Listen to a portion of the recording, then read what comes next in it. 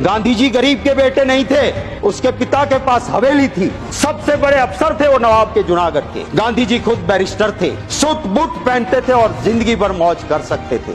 उसने कभी नहीं कहा मैं गरीब का बेटा हूं, पर जब देखा कि मेरे देश की आजादी की जरूरत है तो सूट बूट छोड़ के धोती पहन के आ गए और आधी धोती पहन के इस देश को आजादी दिलाई। तो गरीब का बेटा नहीं था। आज कोई कहता है मैं गरीब का बेटा हूं और 10 लाख का सूट पहन के बड़े इंडस्ट्रियलिस्ट की सिर्फ सेवा करता है तो उससे भला नहीं होगा। कहां पैदा हुए वो जरूरी नहीं है, आपके मन की मंशा क्या है। वो रावण था, ऋषि का रूप लेके सीता मैया का हरण करने गया था। उसी तरह सत्ता के हरण के लिए अगर कोई संत का ऋषि का रूप लेता है, मुझे दर्द होता है। वो मेरे मजहब को बदनाम करता है, मेरे धर्म को बदनाम करता है।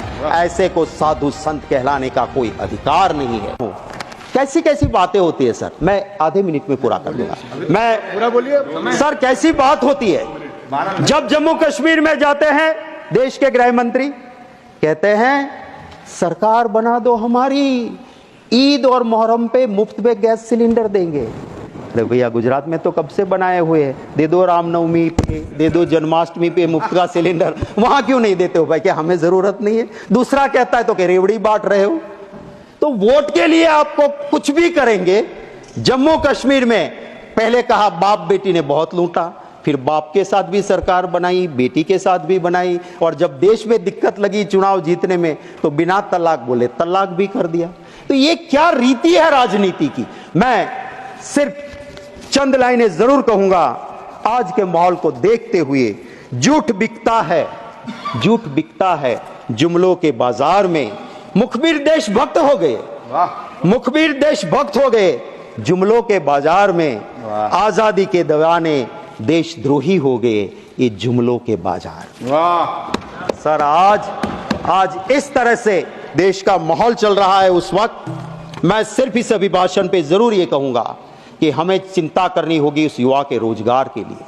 उसको रोजगार नहीं मिलेगा, देश में लॉ एंड ऑर्डर नहीं बचेगा। हमें चिंता करनी होगी महंगाई की।